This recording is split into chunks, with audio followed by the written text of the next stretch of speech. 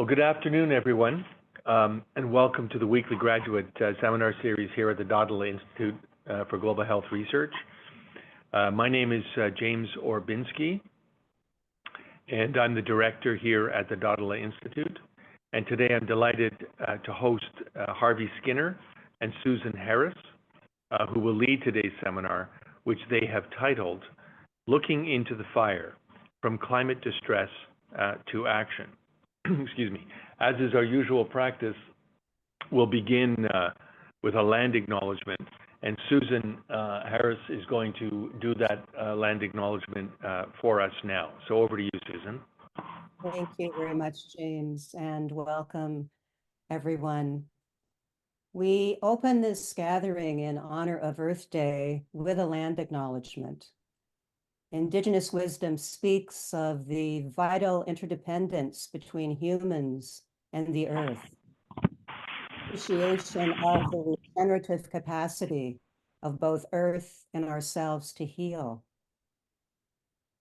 We pay respects to the indigenous peoples of each place who through the years and to this day have stewarded lands, waters, and ecological communities into their well-being.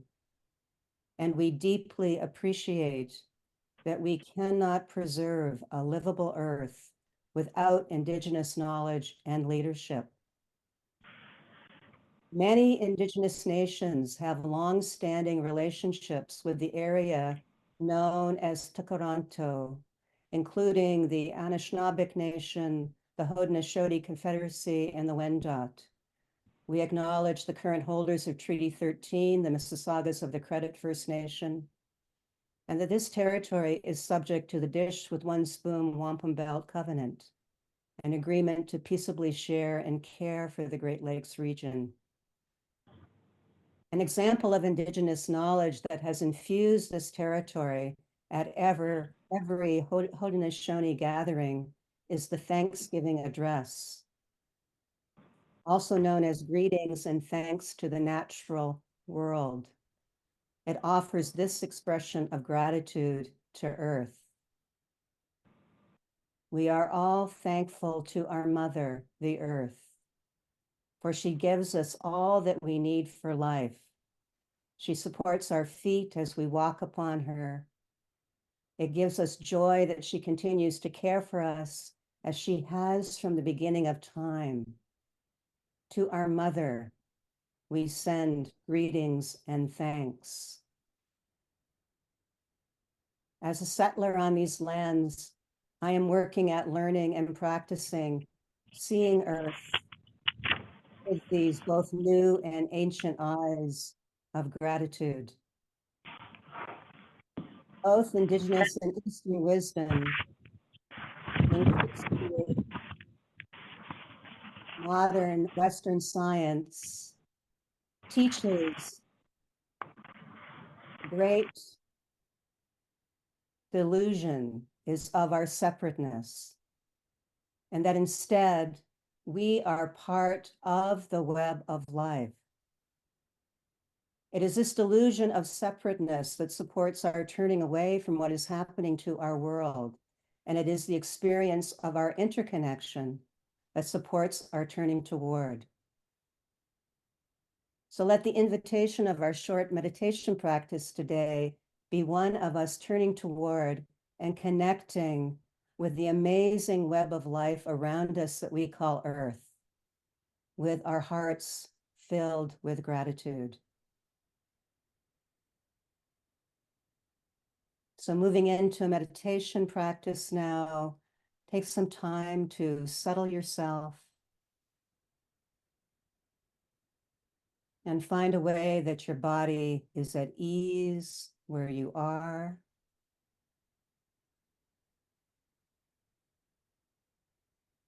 And as you settle, allow the body to relax and soften as best you can, letting go of any obvious tension as you let your attention drop down into your body. This body in contact with the earth.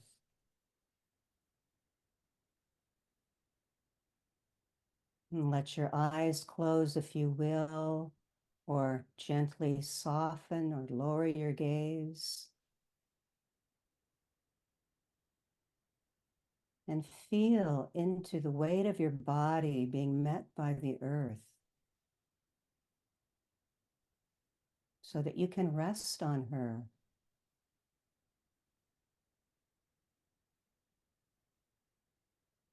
And as you do so, sense all the places that body makes contact with the earth.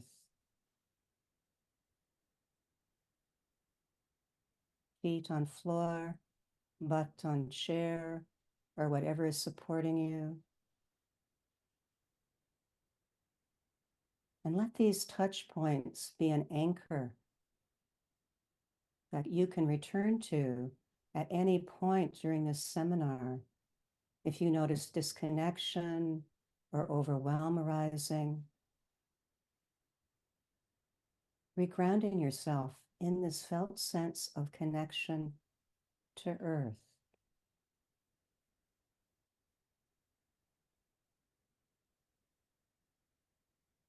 And sensing the presence of earth for stability, for strength.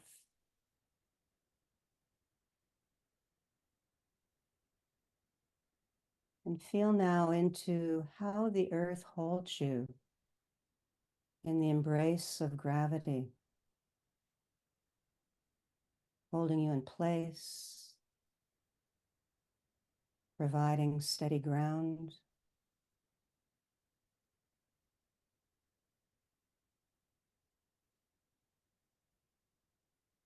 And as you tune into earth, sense into earth's compassion. Earth whose elements nourish and support all of life, including yours and countless other beings.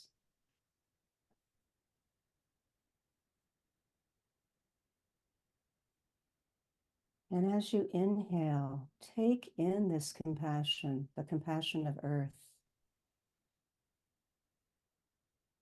And as you breathe out, exhaling gratitude.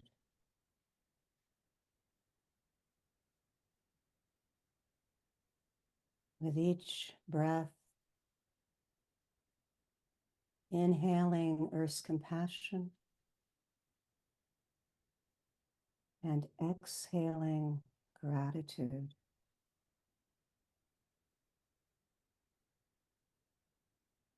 Knowing that you belong in this natural process of give and take,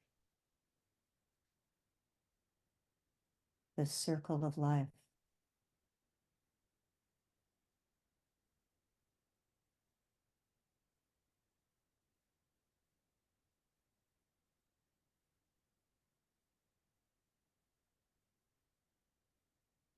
Now, invitation to continue the exchange of compassion and gratitude, this time reversing the direction.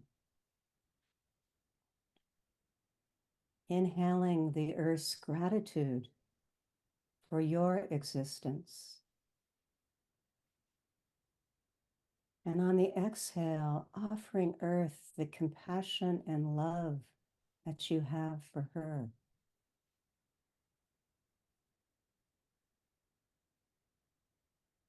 Inhaling gratitude and exhaling compassion. And there is no separation. You are linked with every breath. Breathing in Earth's gratitude and breathing out compassion for Earth.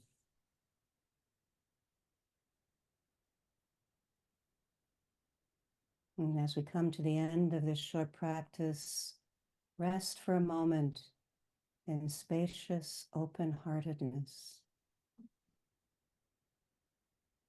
where breathing in and breathing out stop being distinguished, and all life is held in love.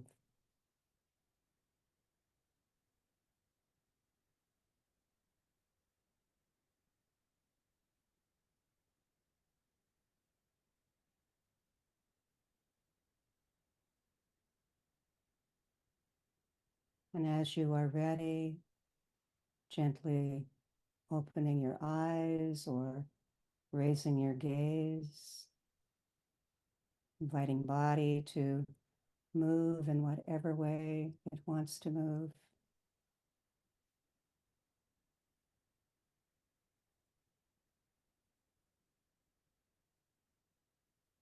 And now I'll welcome Harvey to begin the PowerPoint. Thank you, Susan. That was really very special. And welcome to everybody today, and particularly this sort of marks almost the first year of our Wellness Impact Lab, and today is sort of a culminating seminar. And our lab is all about healing ourselves, healing others, healing the world, because you can't really begin to help others unless you're also healing yourself. So that is what is really critical. Looking into the fire, our planet is on fire due to climate change, and the window of opportunity to deal with this may be closing rapidly. Excuse me. Acknowledge global warming, and yet many are paralyzed by fear, hopelessness, guilt, other strong emotions. So what can be done about this? How can we look into the fire? So in today's seminar, we're going to address this question in three ways. First, we'll provide an update on emerging concepts and research on climate change and action. Then we'll discuss what can be done individually and then especially collectively for healing our planet. So how can we lean toward the fire and be healing and not just want to avoid it and lean back? And then thirdly, we'll demonstrate practices for fostering our resiliency and healing. And Susan began with mindfulness meditation, and I will lead a short Qigong session shortly. So as a reminder of what is happening in our climate, I'm going to show a short video.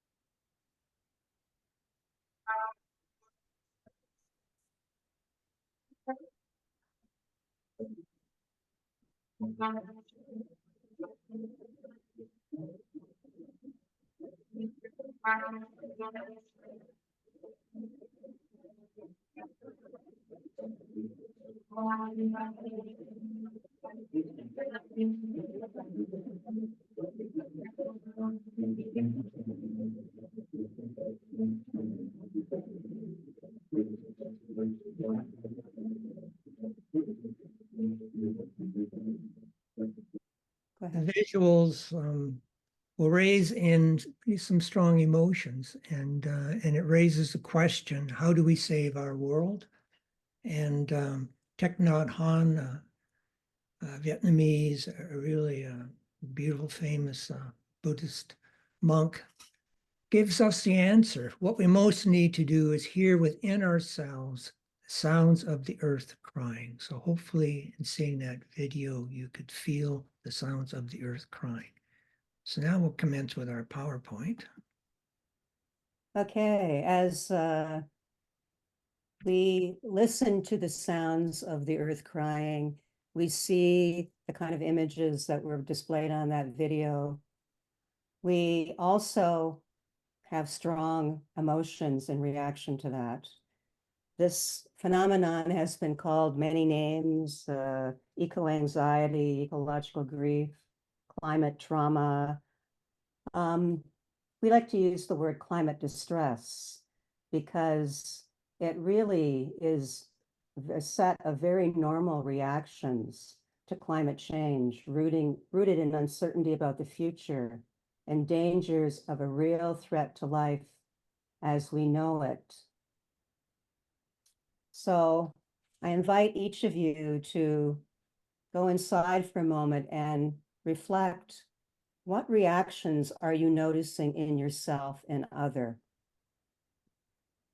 And just in a word or two, put those in the chat. And we'll start to create what we call a chat waterfall.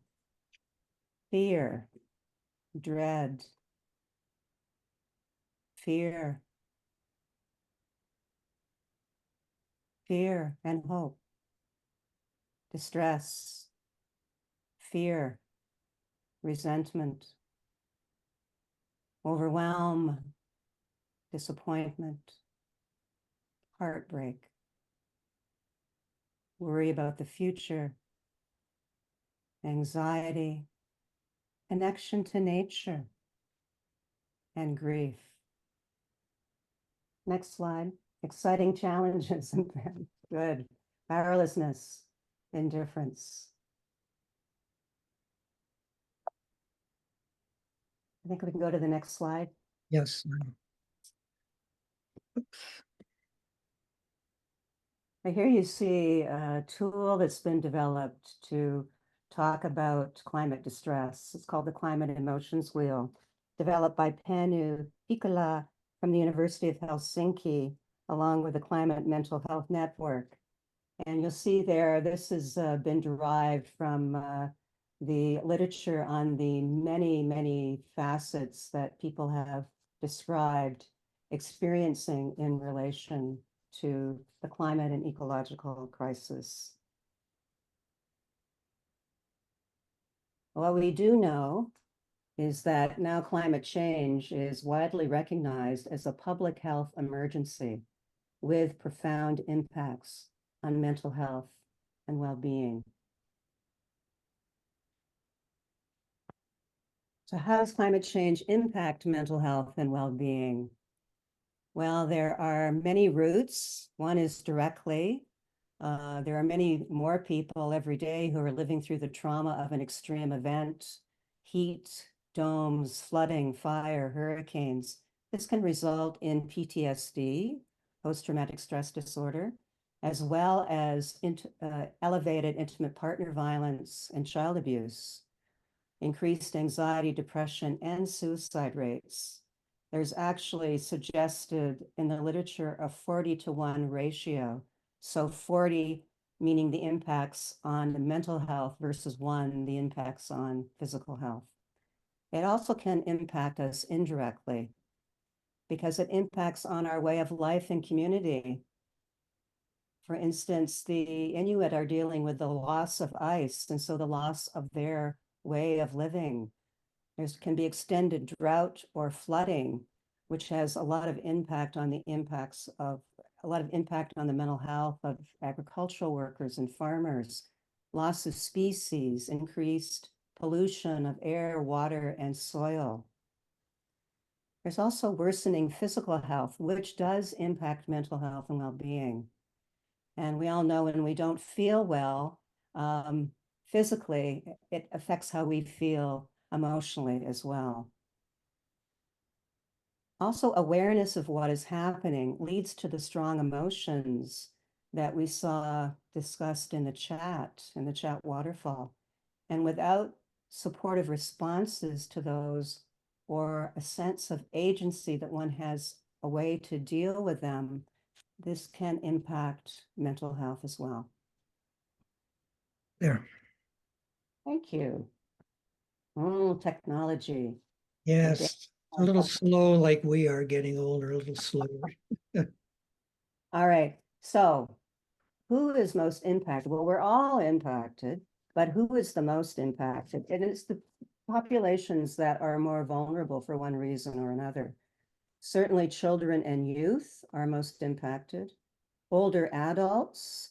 In fact, we saw recently a case of a group of Swiss, it was either 2,000 or 5,000 Swiss women took the Swiss government to the court of the European Union to say that they weren't living up to the constitutional requirements of guaranteeing them health and well-being. And they won the case, so I'm glad to say. Also, pregnant women are most impacted. People with chronic illnesses who are already vulnerable for one reason or another, and Indigenous and racialized communities are most impacted. I want to especially note that environmental racism is rampant in Canada. And it's been our Indigenous peoples who've been paying the price and reaping few of the benefits of our extractivist economy. In many ways, from fracking in the Wet'suwet'en territory to pollution of lands and waters in the oil sands area and to the mercury poisoned rivers of Grassy Narrows and beyond. It is so bad that in the 2020 report by a UN Special Rapporteur on Toxic Waste, this person pointed to a pattern in Canada where marginalized groups and Indigenous peoples in particular find themselves on the wrong side of a toxic divide, subject to conditions that would not be acceptable elsewhere in Canada. There. Of the vulnerable groups, one in particular are youth and children. And for those of us at universities, this is particularly relevant with our student population. This is an international survey done in 2021, looked at 10,000 youth across 10 countries. And the results are really quite striking and in many ways disturbing. 75% said they think the future is frightening. 45% said their feelings about the climate change negatively affects their daily life, like sleeping, eating, spending time in nature, concentrating, playing. Over half said they think humanity is doomed, and 39% said they were hesitant to have children. So this pretty powerful message from youth around the world on the impact of climate change. Here in Canada, a national survey in 2022, 75%, 78% of the young Canadians say climate change is impacting their mental health. So our young people across the country, across the world are suffering profound mental and emotional distress. Yet there's a real climate of silence around this problem. We look here in Canada, a third of the people are not talking to anyone about these challenges that they're facing. And a third of you say that when they do, they feel ignored or dismissed. So many of our youth are feeling betrayed by adults. What are we doing? What are we not doing? Big questions, big concerns that they're raising. So I'd like to ask a question for you now to consider, a short poll. How often do you talk about climate change? Because the real key is for us to begin talking more about climate change to our children, to our youth, to everyone. So just think for a moment, where do you sit on this? Not at all, once a month, once a week, 3-5 times a week, daily or almost daily. So reflect on where you're at today. And if you want to just put into chat an example of where you're sitting on this poll, it might be interesting to look at that. So where are we now talking about climate change?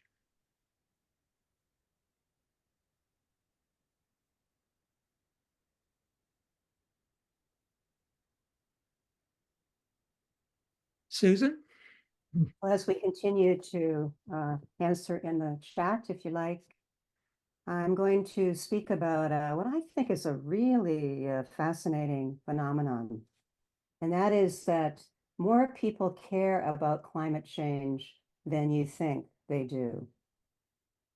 Globally, evidence suggests this was a survey of, again, a large survey, 130,000 people across 125 countries. they found that almost 90% wanted to see more political action. 86% think people in their country should try to fight global warming. And almost 70% said they would be willing to contribute at least 1% of their income to tackle climate change. 69% would be willing to donate income to help tackle climate change. So we see that people really do care. Countries facing heightened vulnerability show a particularly high willingness to contribute. Not surprising, I guess. But despite these encouraging statistics, individuals around the globe systematically underestimate the willingness of their fellow citizens to act. I mean, I know as I sit with this, if you didn't know the data, it's very easy to think that because there's so little happening, there must be a lot of people who don't care like I do. So this is one of the beliefs that we need to challenge in ourselves. All right. Here is a couple of really good ways to kind of try to understand this gap that exists in between people, understanding the level of concern that there actually is. So this was in a recent, very interesting report, which Harvey will talk a little bit more about, a Canadian report, Reclimate. There is a distance gap. Most people see climate change as a distant threat in time, not now, not for me or my family, only in future generations and in some other geography. It will happen to other people and happen to nature, but it's going to be far away from me and I'm not going to be impacted. This really reminds me of the literature that exists around people's perception of death. It's called terror management theory. And people really tend to have the idea, well, not me, and well, definitely not now. So it seems like the existential threat of the climate crisis is causing this kind of similar distance gap. Not me or my loved ones, not now. And then there's also this perception gap, which I talked about in the previous slide. People believe that they are more supportive of climate action than the rest of the population. Both these gaps suggest that we must start talking, sharing our thoughts, feelings, concerns, and excitement to help close these gaps. I want to talk about a recent study just came out a couple months ago by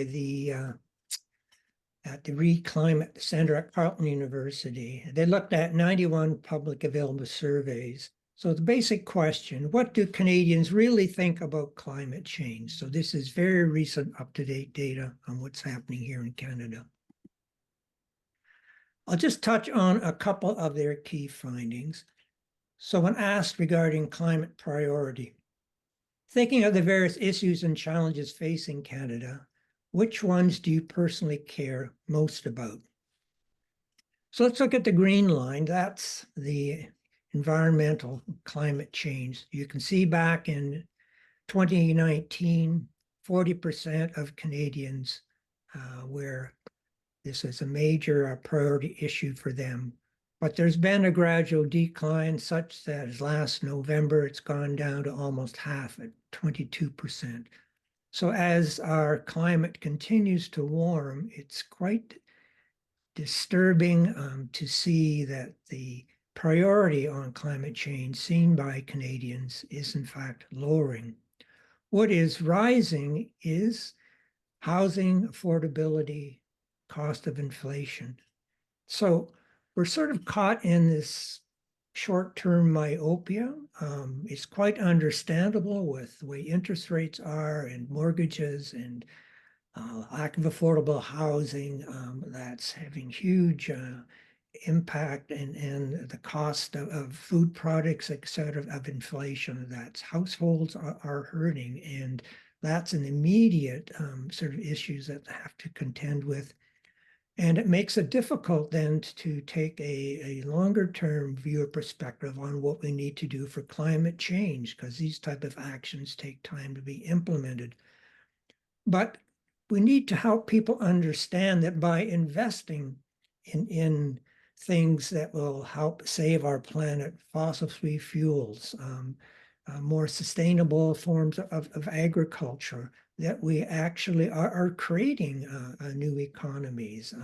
So there's the notion that the economy will somehow be hurt. In fact, it's going to be helped, let alone having to deal with the now almost daily, weekly forest fires, floods, and the costs that has on the public and private purse to do these cleanups. But this is really important to understand sort of this another gap between people being caught up in the day-to-day sort of urgencies and taking away from having the time or the energy to take a longer term perspective as well to be able to help deal with our climate. There's also very significant variations, and this makes it incredibly difficult to get good public policies, good government action put in place. You look at concern by regions in Canada, it's highest in Quebec, and you'll see that it's lowest in Alberta. But even in Alberta, 55% of Albertans are expressing strong concern about their climate. There's still an over majority there. But in Alberta, obviously, the oil industry is a huge part of their economy. And in Quebec, there is no fossil fuel industry, largely or entirely generated through hydroelectric and other means.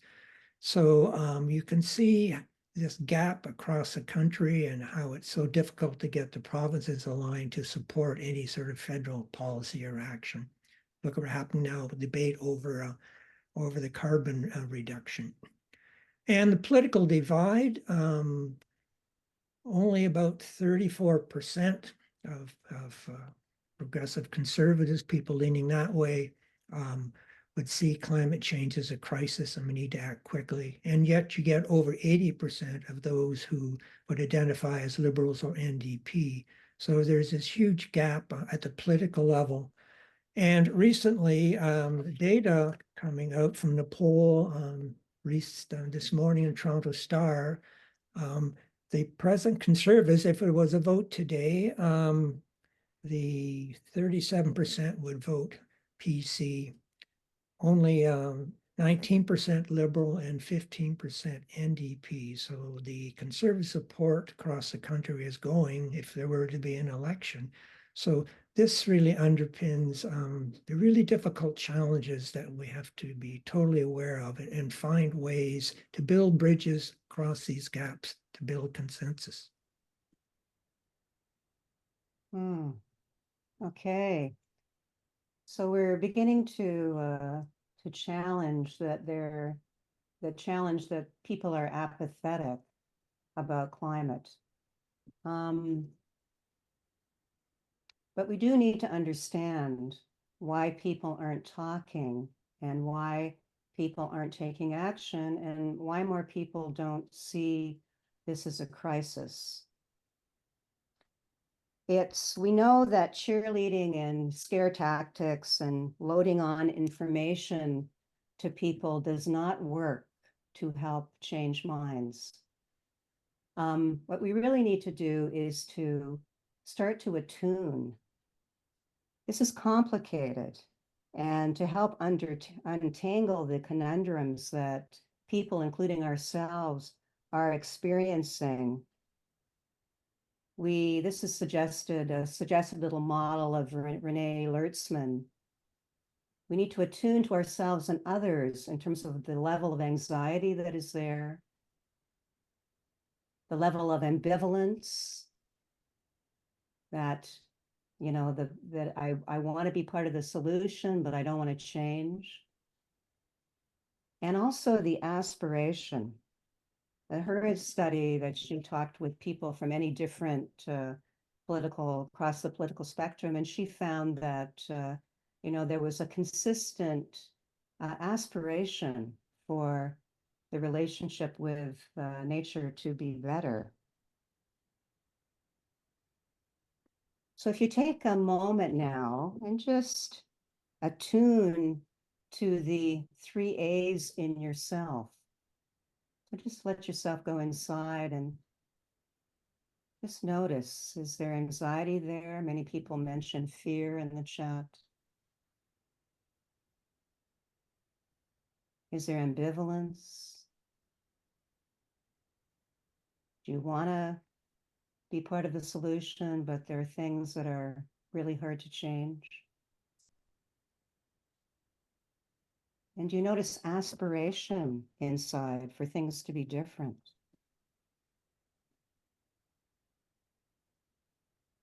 So what we need here is self-regulation to soothe our nervous systems. This climate distress stuff is really unsettling.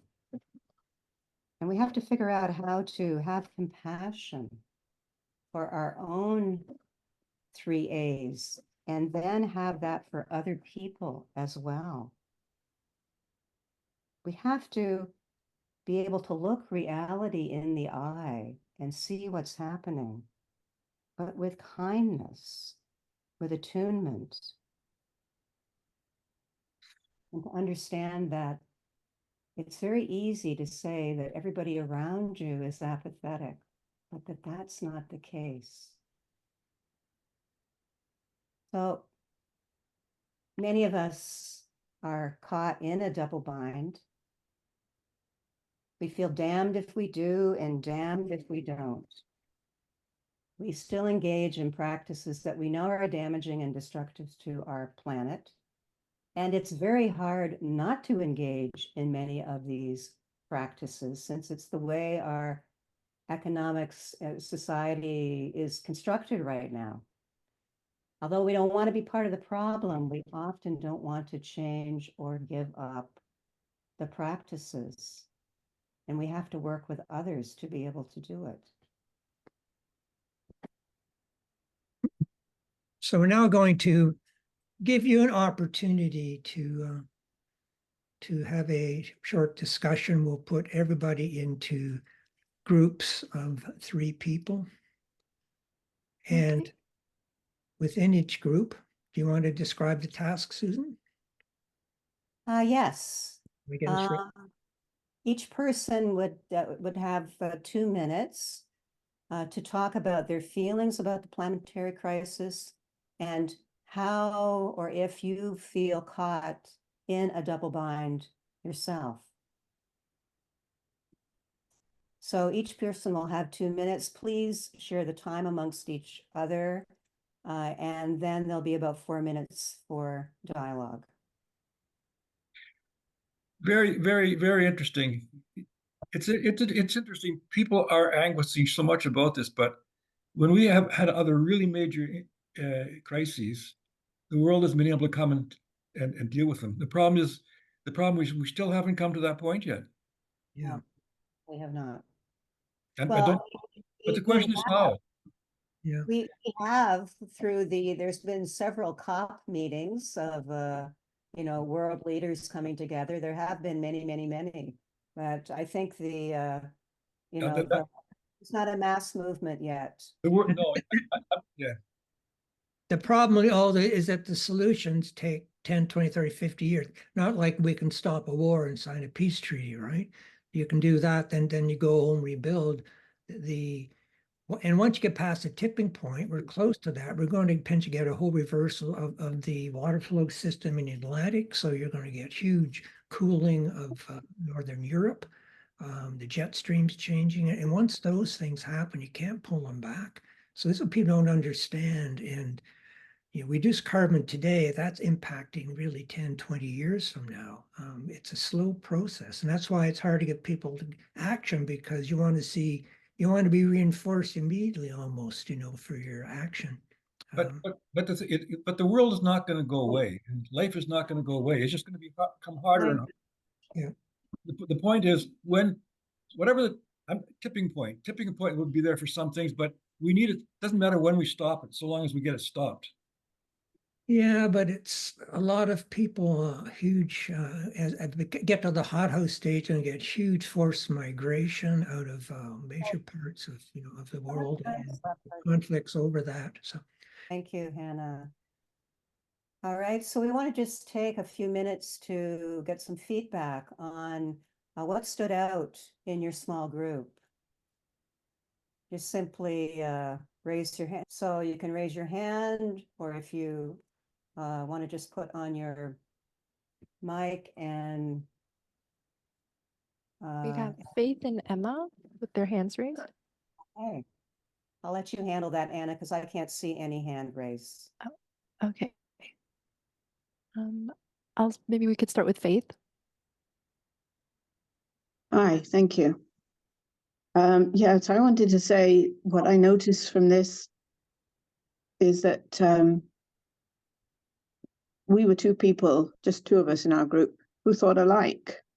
So that made me think about what Susan was saying about how we think we're the only ones. And that just little example made me realize that there's at least one other person who thinks the same way that I do. And if there's one, there has to be others. Thank you. Thank you, Faith. For me, with my little group, it was very relaxing to start my video. Do you mind if I leave it off? I'm sitting in bed. It looks a little bit weird.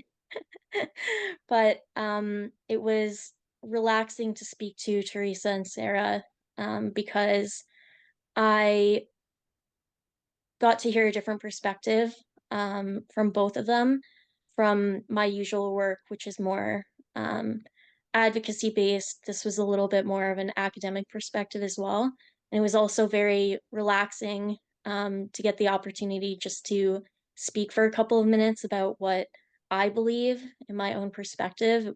Just it was nice to hear myself talk as well, as well as hear their perspective. Thank you, Emma. Lisa G. Hi, Susan. Hi, Harvey. Nice to see you and everyone. I share the same views as the first two speakers. Millie and I were in a group together, and we both value the climate and supporting climate improvement all over the world. It was really nice as well to have some support on that and to think about how we can impact change in people who are not so supportive of improving climate situations. Thank you. great. So I think we'll need to move on now. So it's almost 2 o'clock. Oh. Thank everybody for your feedback, and hope that you say the discussion was really helpful. I think the flavor that I got out of the comments was that it's so important to talk. That's right. Yeah. Okay, so here is a very elegant but complex model about a process model of how we can cope and change the difficult feelings that arise and move into living with the ecological crisis. This is a model that some of the folks in our lab are using as a conceptual model to undertake the research that they're doing. But I think we can also really use this as a model to develop empathy for ourselves and others. This is again that Manu Piccola, and it's his model. There is a paper that describes this thoroughly if anybody wants to get a hold of that. But we can see over on the far left of the slide that people, there's an unknowing circle, really, that probably just relates to young children these days, because most people know about the crisis. And even if people are in isolated areas, they know that something's happening to their environment. So the next phase is the semi-conscious phase, and that refers to Well, sometimes I know and sometimes I don't, moving kind of in and out of that. And then the next step is an awakening. Something happens that wakes us up to the climate crisis. Maybe we're involved in an extreme event. Someone we care about is involved in an extreme event. We see something in media that shocks us awake. We read, another report that shocks us. So once we get into that shock phase, we move into the first larger circle there, the coping and changing. And so Piccola has done extensive review of the literature to come up with these ideas that all three dimensions there are needed. Our emphasis in any one particular dimension causes problems. So while we're coping and changing with the shock, a lot of people move right into action. That refers to doing something constructive in relation to the climate change. That may range from demonstrating to visiting, writing politicians, to donating money to environmental causes, etc. There are many, many kind of actions that one could take. There's a danger there if the other areas are not being processed, worked with, of burnout, of just overacting, because the emotions in the grieving segment there are not being attended to. So grieving refers to the loss related emotions engendered by the real ecological losses that are happening. And there's other emotional engagement that needs to go on there too, because grief is not the only emotion we saw in the chat waterfall. There are many ways that people are feeling. So talking in safe groups, talking with friends, talking with a climate aware therapist, talking in, many of the programs that we're going to go over later that are available. These are ways to help process this emotional content. And then the third of the triad is distancing. Distancing, which includes both self-care and avoidance. So distancing refers to various methods of taking distance. And on the self-care side, that's a very positive way of distancing, taking a break from news, engaging in an activity that's going to bring joy, doing something fun, etc. But distancing also includes all the psychological distancing methods, denial, disavowal, disassociation, that we can use. And when those are in play and people are overusing distancing, then they're becoming out of touch with what's going on. So through the arrow there, adjustment and transformation, we move into a more nuanced engagement. So we're now living with the ecological crisis. So it takes work and effort to move through the shock phase and into the living with phase. So here, action is more balanced with emotional engagement and self-care. So there's a flip with grieving now becomes emotional engagement. Distancing now becomes self-care. Although there always remains potential for depression and anxiety, because these are very difficult times. There is adjustment and transformation that has gone on to allow people to live in a more productive way by engaging what's going on.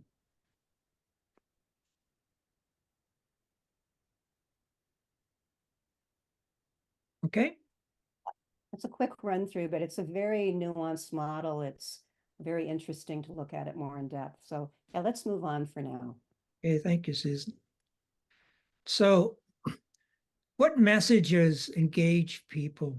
How can we move leaning toward and getting people to support various actions? So this was a very important study done last year involved 23 countries and touching over 7% of the world's population. And they looked at the framing of 18 different policy options. What they found across different countries, a clear consensus. If there are policies that are going to increase jobs, opportunities, economic growth, that just got a little increase in people's interests and intentions of taking action. Similar with reducing social inequalities and supporting those by impacting climate change. So those are kind of systemic issues that are really incredibly important. What did touch people, some more individualized, more personal. They were 5 times more likely to be engaged on policies that protect your health and reduce like air pollution and water pollution. 7 times more likely if it's to protect ourselves from extreme weather. And then the one option that really struck chords across the world was a policy that protect the planet for future generations. So it's really dealing with the tug of our families, of our future generations. So if we want to really engage people systematically from this research, this is one of the most powerful ways of doing that. So what I'd like to do now is to show a short video. Later is too late, and it touches very much on the notion of dealing with the generations. And of course, the generations are there drawing on indigenous wisdom.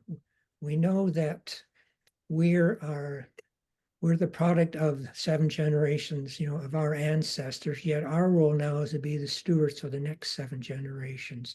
So this video really touches on this point.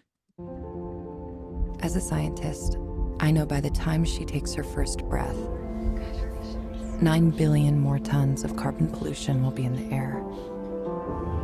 When she takes her first steps, wildfires will have burned millions more acres she could have explored. The day she gets her first pet, there are thousands of newly extinct species she'll never meet. The night she forgets to call, the night of her first heartbreak. Her future home floods for the first of many times. By the time a child born today goes to college, it may be too late to leave them the world we promised. Our window to act on climate change is like watching them grow up. We blink and we miss it.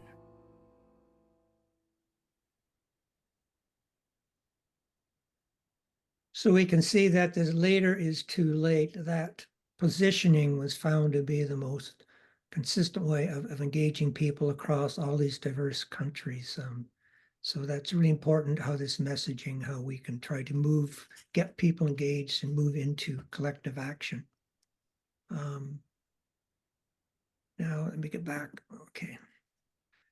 We're going to do Qigong, but we're running a bit short on time, so we will plan to do it at the end, or I encourage you to join us on our Interbeing Wellness. Our spring series will be starting May the 2nd, so you can contact me about that. But it's a great way of centering and grounding ourselves, because I expect watching that video could really touch you deeply in many ways, and emotionally, physically, spiritually. So this is a way of grounding ourselves so that we can look into the fire and look at these difficult issues. Susan. Well, this is one way that we can deal with the distress that we are feeling and the worry for our children and children to come. Gary Schneider, who was a well-known poet, writer, and environmentalist, he was asked in an interview about advice about climate problems. And what he said was, he said, don't feel guilty. He said, guilt, anger, and fear are part of the problem. If you want to save the world, save it because you love it. And nature can help us with this. It's hard to maintain our motivation. nature connectedness, that sense of knowing that we are part of the web of life that we started with, something that's known to indigenous peoples, Eastern wisdom, and more Western science says the same thing. We are nature. We are part of nature. And so there are large-scale studies that show that when we actually feel that connection with nature, there's an increase in our well-being. And this research also shows that we can strengthen that connection to improve mental well-being. The relationship with nature is so critical as we're trying to address the losses to the environment and to wildlife, because when we feel that greater connection, we're inspired to be more protective of it. Now, here's some ideas on living with the climate crisis from the Climate Psychology Alliance UK. Find support for your feelings and pain. They're legitimate. Many, the majority of people are having them. Engage with others in a process to respond to the climate crisis. Explore ways to make this action personally sustainable. Do not burn yourself out, but find a way that you can incorporate this into your life. And we all need to learn how to communicate with empathy and skill about the crisis. Stop blaming other people for their inaction, but try to attune to what's making it difficult for them. And we need to share ways to find meaning, joy, and satisfaction in this precious world that we find ourselves in. Next slide. There are many climate-aware mental health resources that have sprung up. If any here are mental health professionals, there are a number of organizations that are there to support you and your development to become a climate-aware therapist or mental health worker. There's also lots of emotional support and climate distress processing group options. Climate cafes, we're going to talk about that a little bit more later, but there's a whole slew here. The longest living of them is the Work That Reconnects, which has been around for 30 years or more. So there are many options. If you feel this would be helpful for you, find one. Next slide, please. That's yours, Harvey. Hey, sorry. Catherine Haig-Ho, she actually is a Canadian, but she's working at Texas Tech University in the US. She's one of the most well-known scientists and biologist, physicist, and she's written this incredibly important book, Saving Us, and that's also the title of a TED Talk. So I would really encourage you to watch the TED Talk. And she really relates about how the challenges of getting people, very different political gaps, how you can get them to talk and to communicate. So in Texas, trying to bring together Republican and Democrat. But she finds that it will work if you can find an area of common interest. And most people have direct interests about their family, and you can begin that conversation and use that as a way to start to build divide.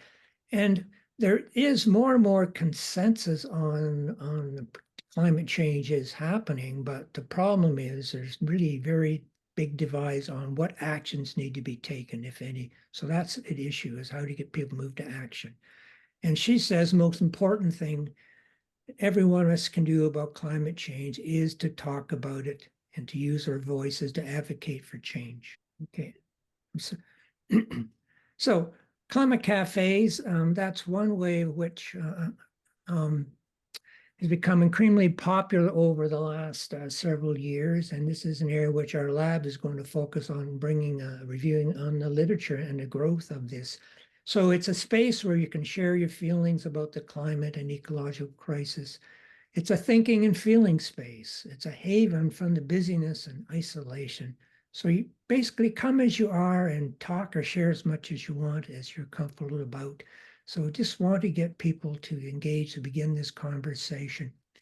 Here in Toronto, there are many of them that are conducted with Carbon Conversations, so you could Google that website. Across North America, the Climate Psychology Alliance weekly are running climate cafes. Many of them are done online, and many of them are done at no cost. And here at York with our wellness lab, we had an initial climate cafe last August with students, and we were planning to do one in March. Because of the strike, we'll be doing one again, likely in June, with student leaders based out of Calumet College. And we're also moving into the community. Susan and I will be leading a climate cafe with members of SCAN, that's Seniors for Climate Action Now. So this would be a major activity of our lab over the next year, running the cafes and doing evaluations of them, finding out what works, what doesn't, as well as looking at the broader systematic literature. And the next slide just shows that's the ad that we have together for the upcoming Climate Cafe and the date to be put in. It got a little disrailed because of the strike. So now we'll move on to Susan. Next slide. Okay, active hope. Hope is something that is talked a lot about in this arena. And there's passive hope, which is kind of more how you feel, whether you feel hopeful or hopeless. And hopelessness can often be an obstacle to actually getting involved in doing something about the climate. So it's important to frame hope in more of an active way. And this comes from Joanna Macy. I see somebody in the chat is saying, I love Joanna Macy. Joanna Macy is in her 90s now, and she would be the grandmother of the movement to really help people talk about their feelings about what's going on. And there's a wonderful book that her most recent one is called Active Hope. But she tells us that this is a practice. This is something we do rather than have. It's a process that we can apply to any situation. So first, we have to see what's going on. We have to see the reality and to acknowledge what we see and what we feel. Second, we need to identify what we hope for. That's the direction that we want to move in, or the values we want to see expressed. And third is the taking steps to move ourselves and our situation in this direction. It does not require optimism. You may feel extremely pessimistic. However, it is the intention. It's the intention to move things forward. And that is what becomes our guide. So join something. There are so many wonderful organizations out there that you can join to stop feeling like you're the only person who cares about what's going on, and that you can join in an area that speaks to you. There are, organizations for particular professions. There's the Fridays for Future, which is this famous organization that Greta Thunberg started. There's seniors organizations, there's Indigenous climate action, and there's a women's international organization called We Can. I like that, We Can. Okay, next slide. Okay, so this is a way of thinking about how we can. Okay, so this comes from Ayanna Elizabeth Johnson, and she has a great, about a 10-minute TED Talk where she takes you through this Venn diagram. Harvey, do you want us to do something with this now, or maybe let it go? And I think we have less than 10 minutes left. All right, So maybe just walk through it and have people.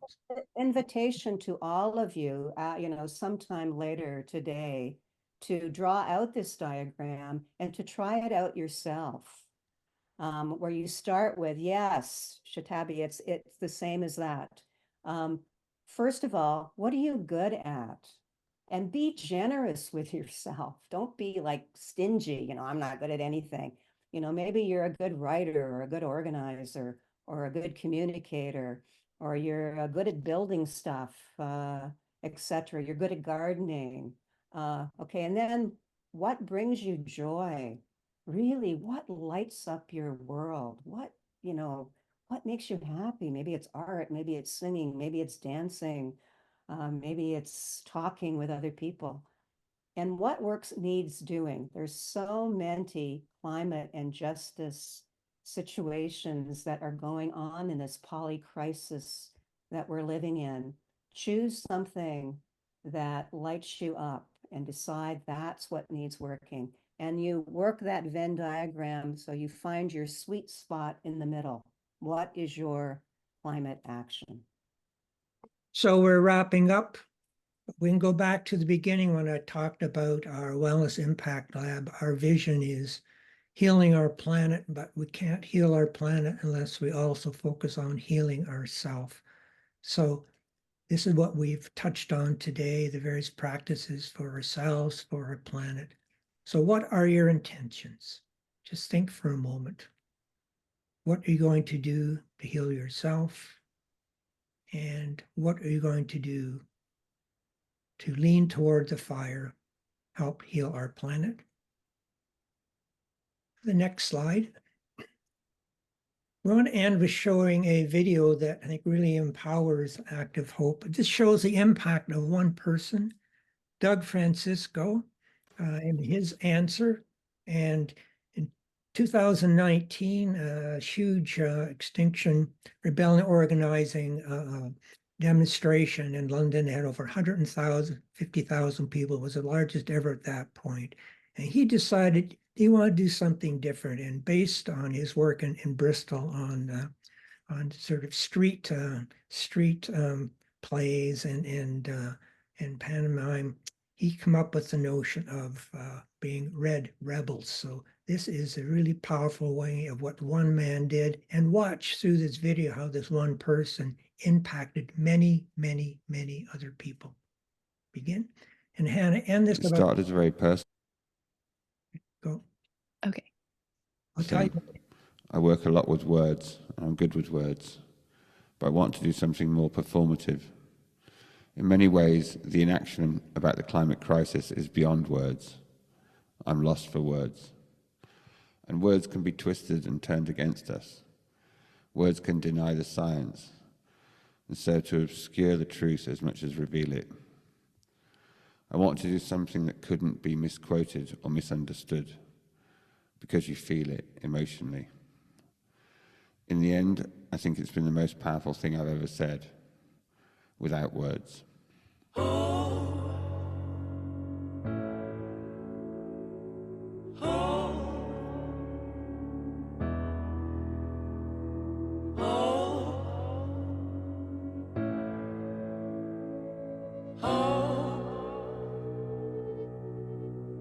Just give me that hope, hope in a revolution, yeah. I'm calling for hope, hope in a brand new day. I'm calling for hope, hope in an evolution. I'm calling for hope that there will be another way. Just give me that hope. Oh, can you feel it?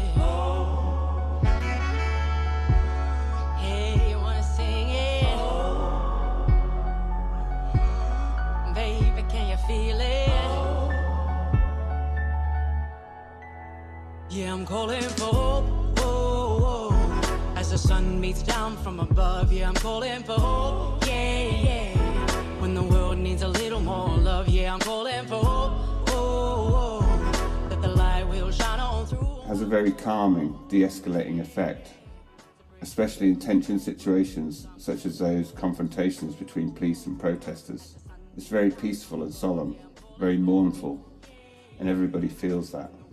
It also changed the narrative in the press reporting, so rather than visually targeting one demographic to try and stereotype or pigeonhole those participating, these more emotive, symbolic characters appeared on front pages and live news feeds all around the world. What began as a small group of us from the Invisible Circus crew in Bristol steadily grew as more and more people got involved. People who had never done anything like this before. It's a very accessible and personally empowering act of performance protest. And when your soul feels heavy End it now. and So we're just wrapping up, and there you'll see, and at the center, you'll see two members of Red Rebels Toronto that may be familiar with you, Susan and Harvey. This shows where last September, one of our first activities was being part of a major protest down at in front of the legislature building. And you can see us marching there in silence, but having dramatic impact. And on the other side, Denial is Killing Us, we're protesting the RBC Bank. They're the largest funders of fossil fuels in Canada. And so this is an activity that Susan and I have taken up over the last year to create our version of this in Toronto. And one of the things that we're doing to try to heal the planet. And the final slide, this gives our coordinates. So talk to us. It's all about creating dialogues. So this is the emails for Susan and I, and we'd be delighted to continue the conversation that we have started here, the short dialogue in this presentation. So we'll now wrap up formally, and we're willing to stay on a bit longer for discussion. I know that James will want to formally end it at 2:30, but we're willing to stay on longer. So I will thank everybody, and small apology for a bit of technical glitches, and leave it to Susan to say her thank you. Thank you so much for being with us today, and for hopefully learning some things about how to, think about this issue a little bit differently. We just need to start talking with each other, and talking from a place of empathy, understanding, and attunement. So thank you so much. Thank you so much, Susan and Harvey.